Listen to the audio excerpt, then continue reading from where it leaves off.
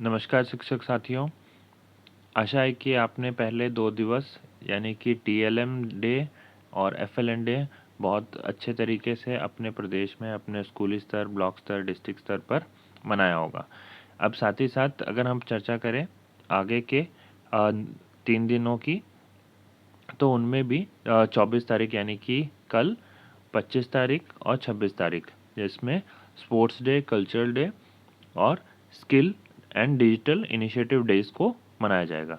इन कार्यक्रमों को मनाने के लिए कुछ गाइडलाइन दिशा निर्देश जो है वो जारी किए गए हैं भारत सरकार मंत्रालय के द्वारा, शिक्षा मंत्रालय के द्वारा।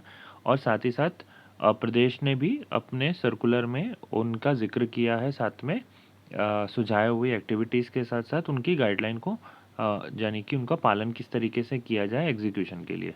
तो इसी को जानेंगे। इसमें हम 3 एक्टिविटीज़ के बारे में जानेंगे जो अगले दिनों दिवस में मनाई जाएंगी, जैसे कि स्पोर्ट्स डे, कल्चरल डे और स्किलिंग एंड डिजिटल इनिशिएटिव्स में। तो ये 7 दिन का कार्यक्रम है जिस पे हम पहले भी चर्चा की है, जिसमें हमने डे 1 से लेके कार्यक्रम डे 7 तक हम इसको इसी तरीके से कवर करेंगे। आज हम सिर्फ चर्चा करेंगे इस वीडियो में स्पोर्ट्स डे की, कल्चरल डे की और स्किल एंड डिजिटल डेज के बारे में। तो पहला जो कल के दिन में हम इसको मनाने जा रहे हैं, यानी कि बुधवार है और 24 जुलाई को सभी प्रदेश में, संघ प्रदेशों में इसे मनाया जाएगा स्कूली स्तरों पे। और पहले के जैसे कि 2 कार्यक्रम जिसमें शिक्षकों, पेरेंट्स ने और आसपास की कम्युनिटीज़ के मेंबर्स ने उसमें पार्टिसिपेट किया था। इन गेम्स के लिए भी एक जो गाइडलाइन है वो जारी की गई है, उसमें भी इसका ज़िक्र किया गया है, इन गेमों को किस तरीके से स्कूल लेवल पर किया जाए। अब स्पोर्ट्स डे को मनाने के लिए, हालांकि ये नेशनल स्पोर्ट्स डे नहीं है ना इंटरनेशनल स्पोर्ट्स डे, ये एनईपी की चौथी वर्षगांठ के रूप में उसके एनईपी के अंदर दिए गए अलग अलग चैप्टर में से ही बनाया गया है, जिसको हमें इंडिजीनियस स्पोर्ट्स के बारे में जिक्र किया गया है एनईपी में, उसी को मनाना है। तो ज़रा गाइडलाइन को आप जब पढ़ेंगे तो आपको ये और क्लियर हो जाएगा कि इंडिजीनियस स्पोर्ट्स कौन कौन से होते हैं। तो अगर हम बात करें यहाँ पर स्पोर्ट्स डे की, तो इन स्पोर्ट्स डे के अंदर भारत में अलग अलग तरीके के पुराने ज़माने से चले आ रहे कुछ खेल हैं, जैसे कि खो खो, लूडो, है ना, और कार्ड्स होते हैं जो गेम खेले जाते हैं। इन्हीं को याद रखने के लिए, संजोए रखने के लिए इन गेमों को स्कूली स्तर पे खिलाया जाना है, जिससे बच्चे से जुड़ सकें। छोटे स्तर से लेके बड़े स्तर, यानी कि किसी भी स्तर के जो बच्चे हैं इसमें भाग लेंगे, है ना। तो स्कूल का अगर आप ईसीसी वाला आपका सेक्शन है, तो ईसीसी से लेकर जो 12वीं क्लास के बच्चे हैं, ये सारे बच्चे इसमें पार्टिसिपेट करेंगे। अब यहाँ पर इम्पॉर्टेंट रोल जो है, ये जो दिवस है वो डेडिकेटेड है स्पोर्ट्स डे को, स्पोर्ट्स टीचर्स को। तो स्पोर्ट्स डे मनाने के लिए अब हमें ज़रूरत पड़ेगी आपके साथ स्पोर्ट्स टीचर की भी। तो स्पोर्ट्स टीचर अगर अब बड़ी सेक्शंस में देखेंगे तो वहाँ स्पोर्ट्स टीचर होते हैं और उनके एक करिकुलम भी होता है, मगर उस करिकुलम से थोड़ा सा हटते हुए हमें एनईपी के साथ इसको इंटीग्रेट करना है, क्योंकि ये जो है एनईपी के अंतर्गत जो है शिक्षा सप्ताह चल रहा है। इसी गतिविधि को ध्यान में रखते हुए अगर हम बात करें, इसके उद्देश्य जो हैं, इसके उद्देश्यों को पूरा करने के लिए हमें कुछ इवेंट स्कूल्स में प्लान करने पड़ेंगे, जैसे कि फिट इंडिया में भी अगर आप देखेंगे कि उसकी एक लिस्ट है, उसमें 75 इंडिजीनियस गेम्स दिए गए हैं। वो इंडिजीनियस गेम में से उनके अलग अलग क्षेत्रों के नाम से वेरी करते हैं। आपके यहाँ पर कोई गेम होगा उसका नाम अलग होगा, मगर अगर हम किसी और प्रदेश में चले जाएंगे उसी गेम को कहीं और कुछ और बुलाया जाता है ना। तो एक ही गेम के अलग अलग नाम हो सकते हैं, जैसे कि गुजरात में गिल्ली डंडा को अलग गेम बोला जाता है ना। तो हम अगर किसी और प्रदेश में चले जाएंगे तो वहाँ पे उसका नाम होगा, वही खेला उसी तरीके से होता है, मगर उसका नाम परिवर्तित हो जाएगा। ऐसे बहुत सारे गेम्स हैं जो इंडिजिनस, स्पेशली इंडिया के अंदर जो खेले जाते हैं लोकल गेम्स, उनके नाम अलग अलग हो सकते हैं। तो प्रेफर हमें करना है जो यहाँ आपके स्थानीय लोकल जो कल्चर से मैच करते हुए गेम्स हैं उन्हें खिलाएं, है ना। साथ ही साथ आपको इसके अंदर पीई टीचर्स का भी ज़रूरत पड़ेगी, क्योंकि उनको बहुत सारे गेम्स के बारे में पता होता है, जानकारी होती है, वो बच्चों को अच्छे से खिलाते भी हैं। और उनको यहाँ पर तीसरे दिन उनका एक और रोल है जो वहाँ पे वो डिस्प्ले कर सकते हैं अलग अलग तरीके के इंडिजीनियस स्पोर्ट्स गेम्स के बारे में, और बच्चों, पेरेंट्स को और टीचर्स को बता सकते हैं कि ये खेल होते हैं, इनको खेला किस तरीके से जाता है।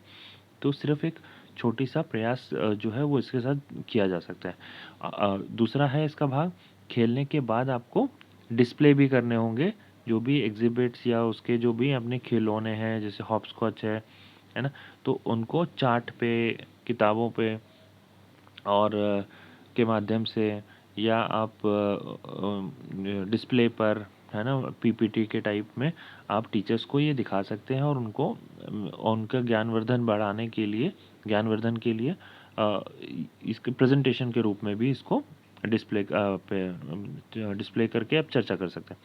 स्पोर्ट्स कॉम्पिटिशन्स करा सकते हैं छोटे लेवल पे, अगर आप छोटे छोटे गेम्स होते हैं यहाँ पे कराना।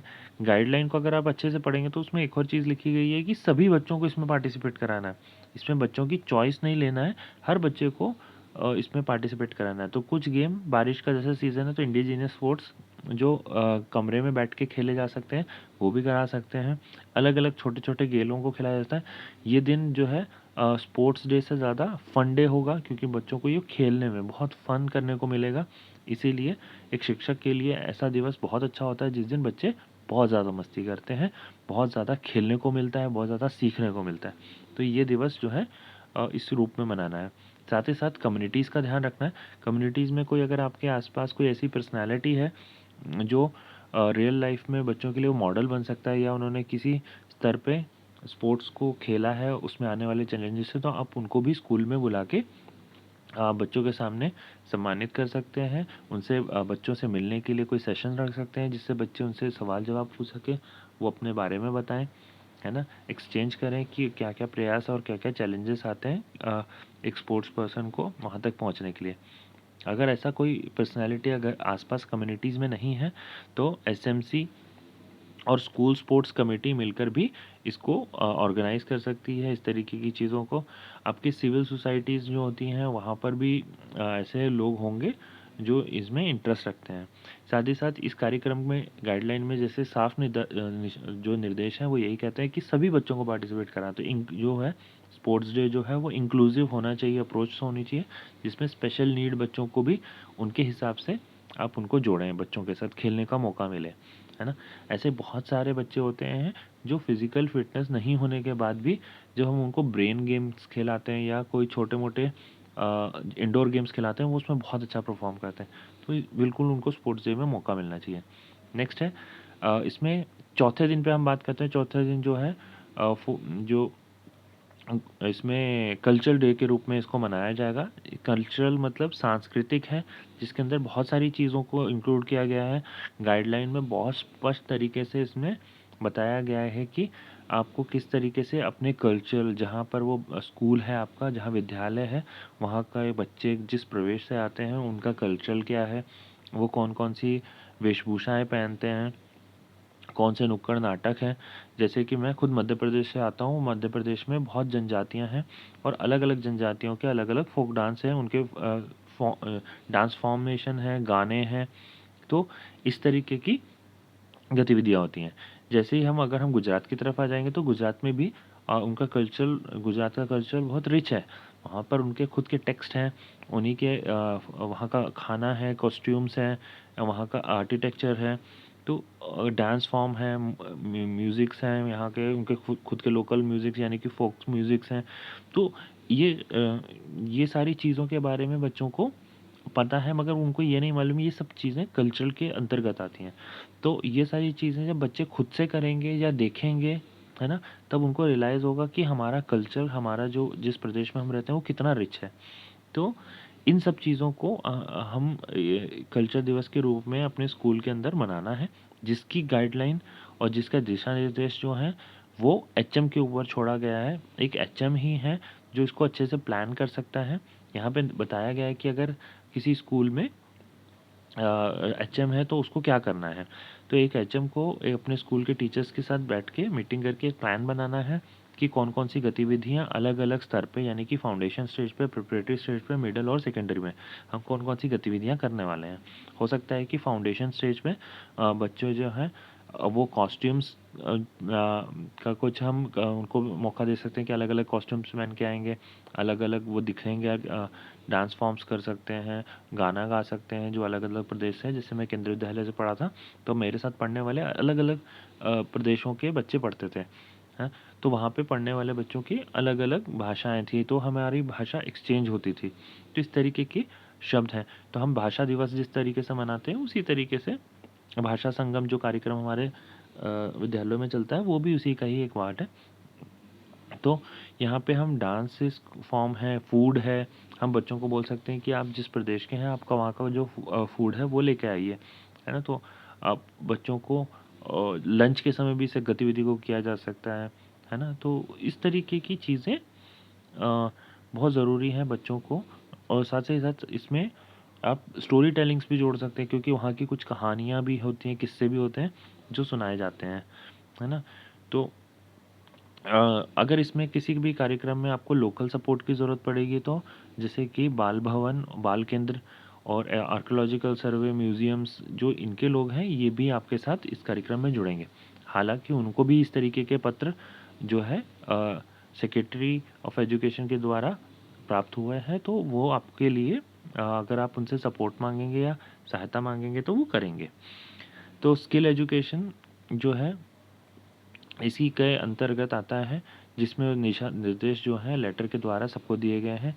इसको ध्यान से इसलिए करना ज़रूरी है क्योंकि स्किल एजुकेशन के बारे में विस्तार से बताया गया है कि हमारा जब जो हम बात कर रहे हैं हमारा जब कार्यक्रम को जब हम करेंगे तो अलग अलग स्तरों पे हमें ज़रूरत पड़ेगी। तो अगर हम स्किल एजुकेशन की बात करें, जो अगला दिन दिवस है हमारे पास, स्किल डे के दिन हमें क्या पड़ेगा, डीओ के द्वारा कुछ दिशा निर्देश चाहिए, क्योंकि यहाँ पे बच्चे स्कूल के बाहर भी विजिट करेंगे तो उसके दिशा निर्देश होने चाहिए। मौसम कैसा है आपका, उसके हिसाब से ये एजुकेशन ऑफिसर्स के ऊपर छोड़ा गया है कि किस तरीके के कार्यक्रम किए जा सकते हैं। इसमें एचएम और ऑफिसर्स की सहमति से ही कार्यक्रम को किया जाना है, जैसे कि स्पष्ट निर्देशों में मिलेगा।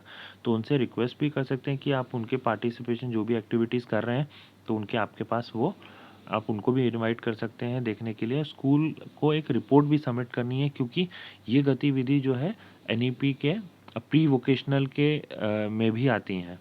तो जैसे कि प्री वोकेशनल की अगर हम बात करें, स्किलिंग इंडिया में क्या क्या कार्य गतिविधियाँ हमें करनी है, तो यहाँ पर हमें 6th क्लास से लेके 12th क्लास के बच्चों के साथ ये गतिविधि की जाएगी। यहाँ पे प्राइमरी के साथ नहीं की जाएगी। जैसे कि हमने एफएलएन में किया, जो दूसरा दिवस था एफएलएन का, उस दिन हमने गतिविधियाँ जो मैक्सिमम गतिविधियाँ की हैं वो एलिमेंट्री क्लासेस के साथ की हैं, यानी कि 1 से 5 के बीच में, कहीं कहीं 1 से 8 के बीच में की हैं, है ना। तो सभी प्रदेशों में इस तरीके से 1 से 5 को इसमें इंक्लूड किया गया था। मगर ये वाला जो दिवस है अ, इसका जो हम स्किल इंडिया की अगर बात करेंगे या वोकेशनल की बात करेंगे, तो इस कार्यक्रम के 2 भाग है, जिसमें से स्किल जो है वो कार्यक्रम चलेगा 6 से लेके 12th के बीच में। तो यहाँ पे 6th 7th 8th जो है वो प्री वोकेशनल का पार्ट है, और उसके बाद 9th 10th 11th 12th जो है वो वोकेशनल में आ जाते हैं। तो यहाँ पर 6 7 8 के बच्चों को सिर्फ जस्ट इन्फॉर्मेशन देनी है छोटे मोटे। हम वोकेशनल कोर्स जो हैं, आर्ट फॉर्म है या कोई हाथ से बनने वाली चीज़ें हैं, उनके बारे में हम बताएंगे। साथ ही साथ कोडिंग्स, यानी कि हैकाथॉन अगर आपका चलता है तो आप उसको ऑर्गेनाइज कर सकते हैं, बच्चों को बता सकते हैं कि होता क्या है, कोडिंग क्या होता है, उसकी संभावनाएं क्या हैं, भविष्य एआई क्या है, कौन कौन से एआई टूल अवेलेबल हैं और हम उसका इस्तेमाल करते हैं। आसपास हमारे बच्चों को घुमाने लेके जा सकते हैं, आसपास कौन कौन सी वनस्पतियां हैं, है ना, गार्डन है। तो इकोलॉजिकल आपका अवेयरनेस बढ़ेगी बच्चों की। साथ ही साथ हिस्टोरिक प्लेसेस, अगर आप कहीं रहते हैं तो वहाँ हिस्टोरिक प्लेसेस है, जैसे कि अगर मैं बोले हम दिल्ली में जो रहते हैं, तो दिल्ली में बहुत सारी हिस्टोरिक प्लेसेस हैं जहाँ बच्चों को घुमाने लेके जाया जा सकता है और उसके बारे में बताया। घुमाना और बताना अलग अलग चीज़ है।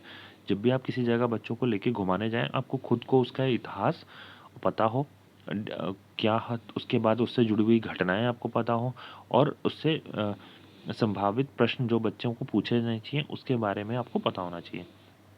तो कुछ लोकल आर्ट फॉर्म जो आपके यहाँ पे बनाए जाते हैं, जैसे कि बर्तन बनाए जाते हैं, खिलौने बनाए जाते हैं, बैम्बू का आर्ट हो सकता है, टोकरियाँ हो सकती है, मैट हो सकता है, इस तरीके के तमाम चीज़ें बच्चों को भी इस तरीके की चीज़ों से कुछ ना कुछ बनाने की क्राफ्टशिप जो है दिया जा सकता है। तो लोकल आप बच्चों को सिर्फ एक्सपोजर भी करवा सकते हैं, साथ ही साथ आप उनको ये अपने लेवल पे करा सकते हैं। जैसे कि ट्राइबल्स में बहुत सारे आर्ट जो हैं क्राफ्ट फॉर्म जो होते हैं वो बच्चे ही बनाते हैं, क्योंकि उनके वो अपने पेरेंट्स को देखते हैं बनाते हुए, तो उनको ये सब आता है। तो इस तरीके की भी चीज़ें आप बना सकते हैं, मिट्टी के खिलौने बना सकते हैं, है ना। तो यहाँ पे इस तरीके की गतिविधियाँ की जानी हैं।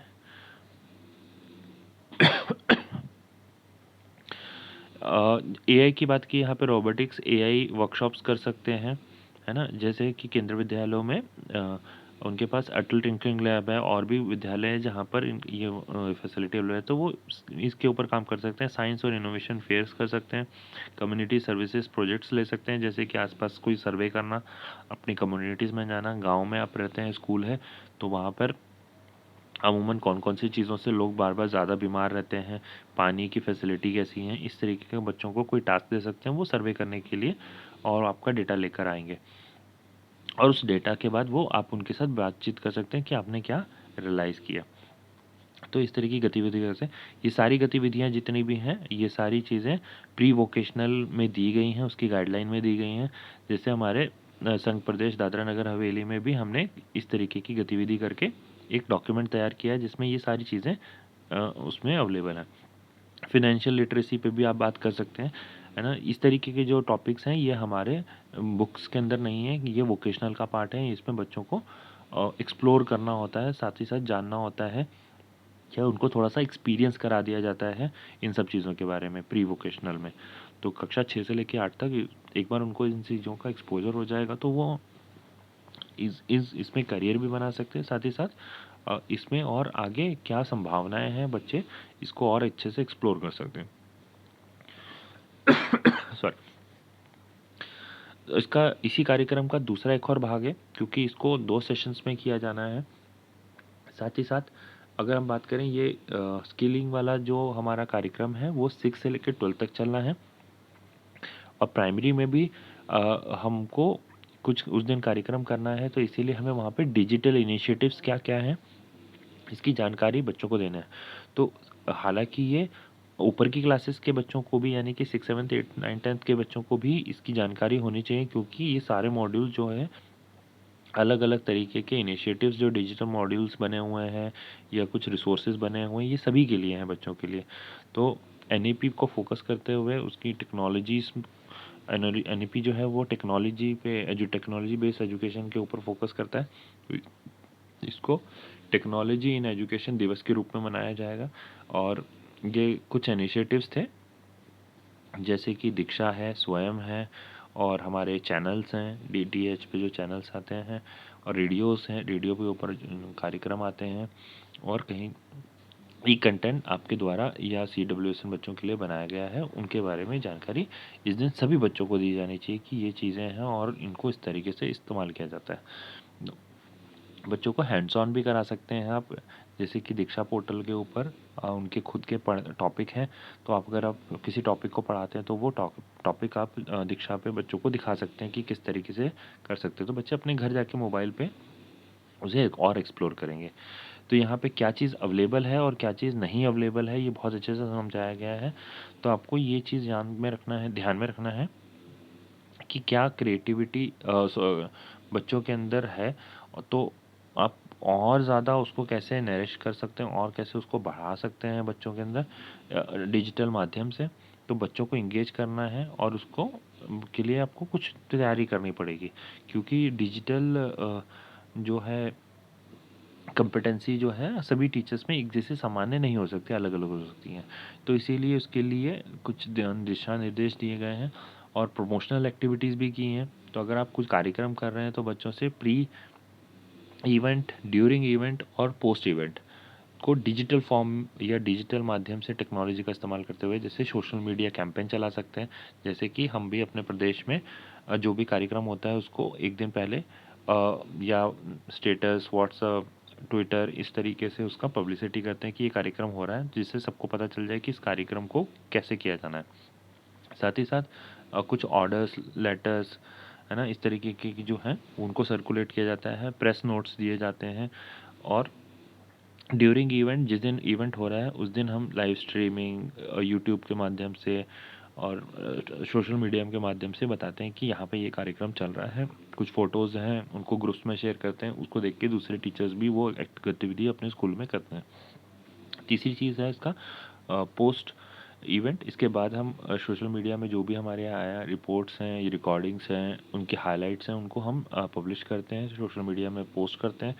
और स्टेटस में आप भी जैसे व्हाट्सएप स्टेटस में उसको अपडेट करते हैं कि लोग और भी जो आपके साथी, शिक्षक साथी हैं या आपके ऑफिसर्स हैं उनको देख सकें कि ये कार्यक्रम इस तरीके से किया गया है। तो इसको भी इसी तरीके से आप एक्टिविटी ज़्यादा की है बच्चों के बजाय ये टीचर की एक्टिविटी है। यहाँ पे टीचर्स को ही ये सब चीज़ें कंडक्ट करानी है और बच्चों की से अपेक्षा इसमें सिर्फ समझने की होनी चाहिए कि उनको ये इनके बारे में पता हो। और सबसे इम्पोर्टेंट चीज़ है इसके लिए गाइडलाइन है, इसको आपको पढ़ना ही पड़ेगा क्योंकि डिजिटल इनिशिएटिव्स को किस तरीके से इस्तेमाल किया जा रहा है और उसका क्या यूजेज है ये बहुत अच्छे से। तो ये थे हमारे अगले 3 दिन के बारे में हमने बात की है। आगे के हम 27-28 के बारे में अगले किसी वीडियो में बात करेंगे जिसमें हम चर्चा करेंगे यहाँ से इको क्लब कैसे क्या काम करेगा। इको क्लब जो मिशन है लाइफ डे के नाम से बनाया गया है उसको हम किस तरीके से एग्जीक्यूट करेंगे जो कि 27 को होगा। और हमारा 28 कम्युनिटी जो है एंगेजमेंट है उसमें हम चर्चा करेंगे। और इसमें बहुत सारा काम हर स्टेट ने किया है जो समग्र शिक्षा में के अंतर्गत बहुत सारे कार्यक्रम होते हैं जो इको क्लब से संबंधित है। और अभी हाल ही में हमने इसके ऊपर लाइफ डे के ऊपर एक पौधा माँ के नाम से कार्यक्रम किया है।